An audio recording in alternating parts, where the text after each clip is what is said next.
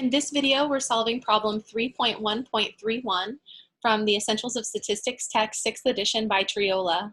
We're asked to find the mean of data summarized in a given frequency distribution. And then we're asked to compare this computed mean, which is really just an approximation of the actual mean, to the actual mean of 47.6 miles per hour. So it looks like we've got speed data, we've got speeds in miles per hour, and we've got 5 different classes in our frequency distribution. And then we've got the frequencies associated with those. So I'm going to show you how to do this on a piece of paper, and then we'll talk about the formula and why it should give me approximately the same value as the computation of the actual mean, and then we'll compare them. So I'll share my piece of paper with you now. Okay, so this is our frequency distribution. I've just listed the frequency distribution with columns rather than rows. So we're asked to compute the approximate mean of the original data set using this frequency distribution. Now remember what the actual sample mean is. If I'm trying to find the sample mean, that's typically represented by X bar. And the way I would do that is I would add up all of the values in my data set. That's that sum of the X's right there. And then I would divide by the total number of values. Now, I would do this if I had the data set, but I don't this time. Instead, I've got these 5 classes, and I've got the frequency associated with each class. So I'm not going to be able to compute this exactly because I can't recreate the data set from this frequency distribution, but I can get something that's pretty close. So let's talk about how close this is, or how this is close to this. So this is what we're going to do instead, and this is actually very close to this because of the following. Remember what this means. This means that in my data set, I actually had 21 values, 21 speeds between speeds of 42 miles per hour and 45 miles per hour. I don't actually know what all of those speeds are, but I know that they lie in this range. Each individual speed lied between 42 and 45 miles per hour. And then we had 14 speeds in the range from 46 to 49. So if we looked at our list, we would literally have 14 values in the list that ranged between 46 and 49 miles per hour. And we had 2 speeds up here in the 58 miles per hour to 61 miles per hour category. So that's what that means. Now, I can't add up all of those speeds that are between 42 and 45 miles per hour because I don't actually know what those 21 speeds are. But I can approximate the sum of those. I can approximate the sum of those if I take the class midpoint of this, and remember how we calculated class midpoint.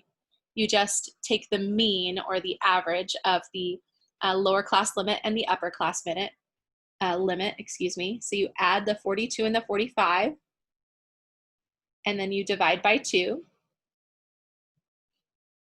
So that's going to give us, what, 43.5? And you're going to assume, and this is not an accurate assumption, but it's the best we can do. You're going to assume that those 21 speeds that lie between 42 and 45 were about 43.5. And so you'll take that 43.5 and then you'll multiply it by 21, and that's approximately the sum of those 21 speeds that were actually in this class. So we're going to take those 2 guys and multiply them together, the 43.5 and the 21. And that's going to approximate the sum of the 21 speeds in that class. We're going to do the same thing here.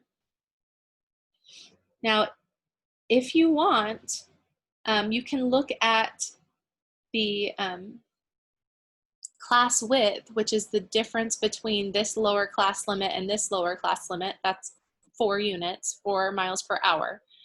And notice that if I add 4 to this, I get this. And if I add 4 to this, I get this. And I add 4 to this, I get this. Rather than calculating the class midpoint again by adding the 46 and the 49 and dividing by 2, I could just add the class width to this class midpoint and I'll get the next class midpoint.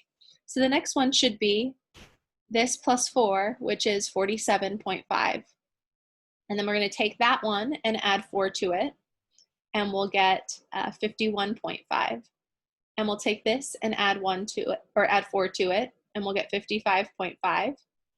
And then we'll add 4 to that one, and we'll get 59.5. And let's just check. Let's check that second to last one. If I add the 54 and the 57, and then I divide by 2, I do get that 55.5. So you're going to get the same value. If you just take that first class midpoint and add the class width, you'll get all the other class midpoints.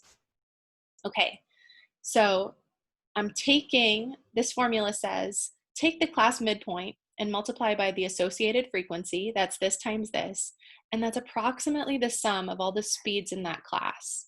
So we're saying I had 21 of them and they were about 43.5 miles per hour. So what is the sum of the speeds in that class? Well, it's approximately 43.5 times 21. And here we have 14 speeds that were approximately 47.5 miles per hour. So we'll take that and multiply by 14. We'll take this and multiply by 6. We'll take this one and multiply by 4. And take this one and multiply by 2. And these are all approximations of the sums of the speeds in those classes. So if I want the sum of all of the speeds, well, it's approximately the same as the sum of the class midpoints times the frequencies. So we'll add these guys together. You multiply first and then you add. And then we get this. So we can do 43.5 times 21 plus 47.5 times 14 plus 51.5 times 6 plus 55.5 times 4 plus 59.5 times 2. And we get 2,228.5. That's miles per hour. And then here we're dividing by the sum of the frequencies. The sum of the frequencies is just the sum of those 5 values.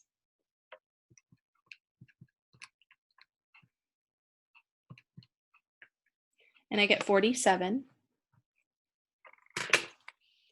Now, I hope you see that the sum of those frequencies is the same as the sample size. If I had 47 speeds to begin with, and then I sorted them, I organized them into these 5 classes. If I add those frequencies up, well, then I should get the same number. I should get the sample size when I'm done. So this sum of the midpoints times the frequencies, that's giving me an approximation of the sum of the actual speeds. And then we're dividing by the sample size. And here we're dividing by the sample size as well. We're just writing it in a different way. The sum of the frequencies is the sample size. So if I want the sample mean of this, I can't get it exactly, but I can get this approximation, which is 2,228.5 miles per hour divided by 47.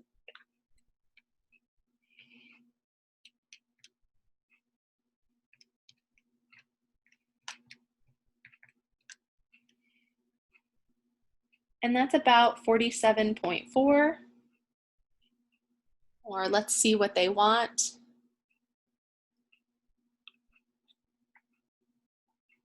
Go back to our homework assignment.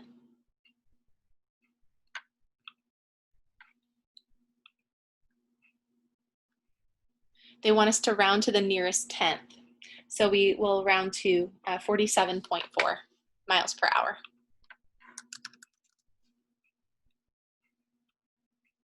Okay, it likes that. Very good.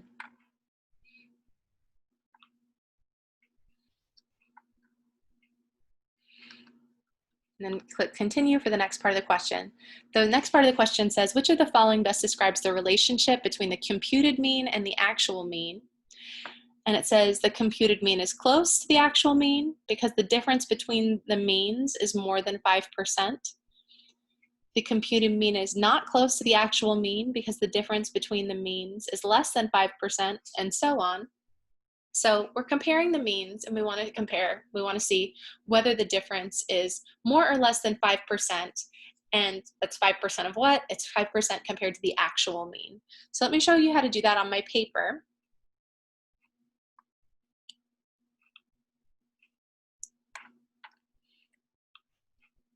So I've got this 47.4, and that's an approximation of the sample mean. And we were told that the actual sample mean is right here. It's 47.6.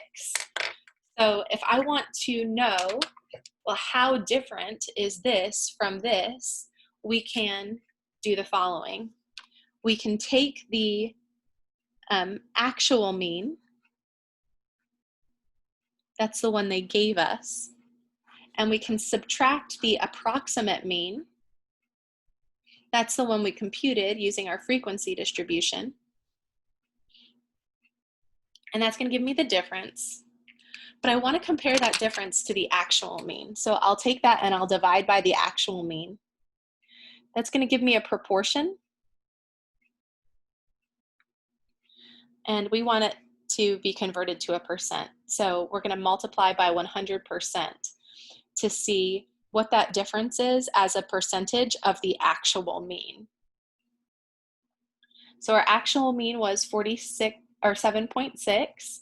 The approximate mean that we got using our frequency distribution was 47.4. We're going to take that and divide by 47.6 and multiply by 100%. So I've got 47.6 minus 47.4. So you could type that in, and hopefully you knew that that was going to be 0.2. Then you'll divide by 47.6 and multiply by 100%.